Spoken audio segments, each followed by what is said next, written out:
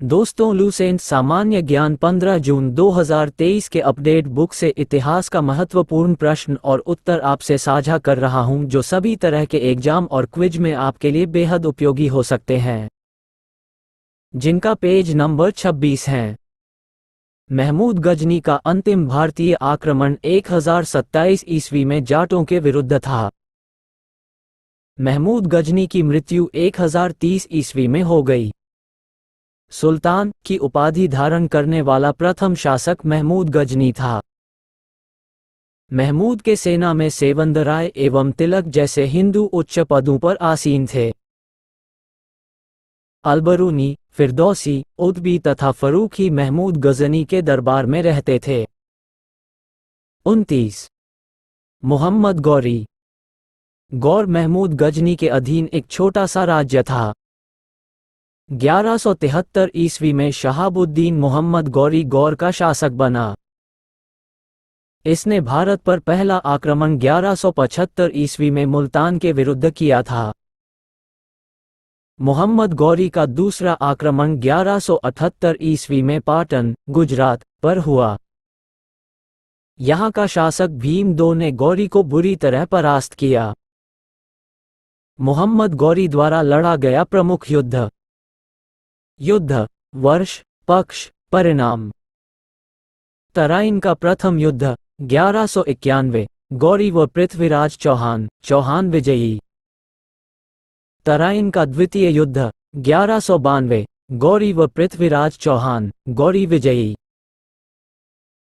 चंदावर का युद्ध 1194, गौरी एवं जयचंद, गौरी विजयी। नोट: तराइन के प्रथम युद्ध में पृथ्वीराज चौहान का सेनापति स्कंद था। मोहम्मद गौरी भारत के विजित प्रदेशों पर शासन का भार अपने गुलाम सेनापतियों को सौंपते हुए गजनी लौट गया। मोहम्मद गौरी की हत्या 15 मार्च 1206 ईस्वी को कर दी गई। 30। सल्तनत काल। गुलाम वंश। गुलाम वंश की स्थापना 1206 में कुतुबुद्दीन ऐबक ने किया था। वह गौरी का गुलाम था। नोट: गुलामों को फारसी में बंदगां कहा जाता है तथा इन्हें सैनिक सेवा के लिए खरीदा जाता था। कुतुबुद्दीन ऐबक ने अपना राज्याभिषेक 24 जून 1206 को किया था। कुतुबुद्दीन ऐबक ने अपनी राजधानी लाहौर में बनाई थी। कुतुब मीनार की नींव कुतुबुद्दीन ऐबक ने डाली थी। दिल्ली का कुव्वत उल इस्लाम मस्जिद एवं अजमेर का 2.5 दिन का झोपड़ा नामक मस्जिद का निर्माण ऐबक ने करवाया था। कुतुबुद्दीन ऐबक को लाख बख्श, लाखों का दान देने वाला भी कहा जाता था। मंगोल। मंगोल चीन के उत्तर में गोबी के रेगिस्तान के निवासी थे। वो एक घूमने फिरने वाली अर्धसभ्य जाति थी तथा उनका मुख्य पेशा घोड़ों और अन्य पशुओं का पालन करना था। वे बहुत गंदे रहते थे तथा सभी प्रकार का मांस खाते थे।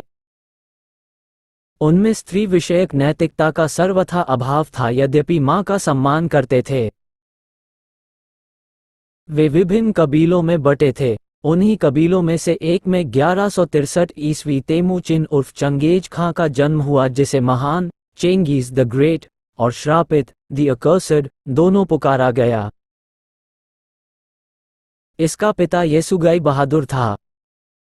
नोट: कुतुबुद्दीन के समय में कुतुब मीनार की केवल पहली मंजिल बन सकी। इल्तुतमिश ने इसे 225 फीट ऊंची 4 मंजिल का बना दिया। फिरोज तुगलक के समय बिजली गिरने के कारण इसकी चौथी मंजिल नष्ट हो गई, जिसके कारण फिरोज ने इसमें 2 छोटी मंजिलें बनवा दी, जिससे इसमें 5 मंजिल हो गई और ऊंचाई 9 फीट बढ़कर 234 फीट हो गई। प्राचीन नालंदा विश्वविद्यालय को ध्वस्त करने वाला ऐबक का सहायक सेनानायक बख्तियार खिलजी था। ऐबक की मृत्यु 1210 ईस्वी में चौगान खेलते समय घोड़े से गिरकर हो गई। इसे लाहौर में दफनाया गया। इल्तुतमिश के महत्वपूर्ण कार्य: 1.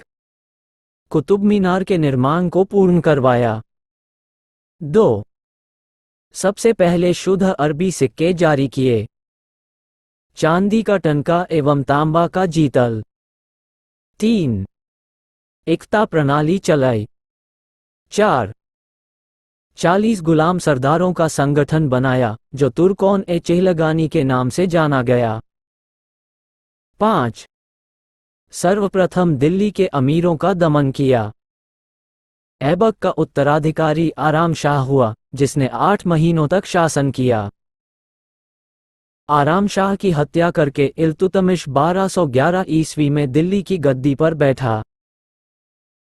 इल्तुतमिश तुर्किस्तान का इल्बरी तुर्क था, जो ऐबक का गुलाम एवं दामाद था। ऐबक की मृत्यु के समय वह बदायूं का गवर्नर था। इल्तुतमिश लाहौर से राजधानी को स्थानांतरित करके दिल्ली लाया। इसने हौज़-ए-सुल्तानी का निर्माण देहली-ए-कोहना के निकट करवाया था। इल्तुतमिश पहला शासक था जिसने 1229 ईस्वी में बगदाद के खलीफा से सुल्तान पद की वैधानिक स्वीकृति प्राप्त की। इल्तुतमिश की मृत्यु अप्रैल 1236 ईस्वी में हो गई। चंगेज खां से बचने के लिए ख्वारिज़्म के सम्राट जलालुद्दीन को इल्तुतमिश ने अपने यहाँ शरण नहीं दी थी।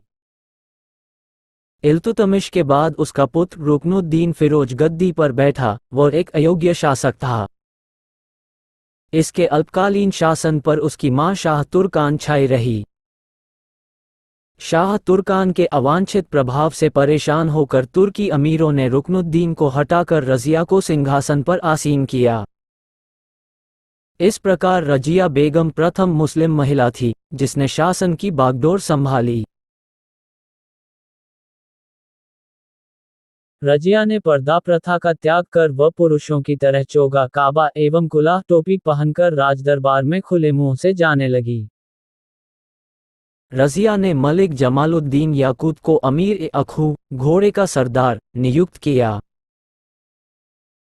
गैर तुर्कों को सामंत बनाने के रजिया के प्रयासों से तुर्की अमीर विरुद्ध हो गए और उसे बंदी बनाकर दिल्ली की गद्दी पर मुइजुद्दीन बहराम शाह को बैठा दिया। रजिया की शादी अल्तुनिया के साथ हुई। इससे शादी करने के बाद रजिया ने पुनः गद्दी प्राप्त करने का प्रयास किया, लेकिन वह असफल रही। रजिया की हत्या 13 अक्टूबर 1240 ईस्वी को डाकुओं के द्वारा कैथल के पास कर दी गई। बहराम शाह को बंदी बनाकर उसकी हत्या मई 1242 ईस्वी में कर दी गई। उसके बाद दिल्ली का सुल्तान अलाउद्दीन मसूद शाह बना। बलबन ने षड्यंत्र के द्वारा 1246 ईस्वी में अलाउद्दीन मसूद शाह को सुल्तान के पद से हटाकर नासिरुद्दीन महमूद को सुल्तान बना दिया। नासिरुद्दीन महमूद ऐसा सुल्तान था जो टोपी सीकर अपना जीवन निर्वाह करता था। बलबन ने अपनी पुत्री का विवाह नासिरुद्दीन महमूद के साथ किया था।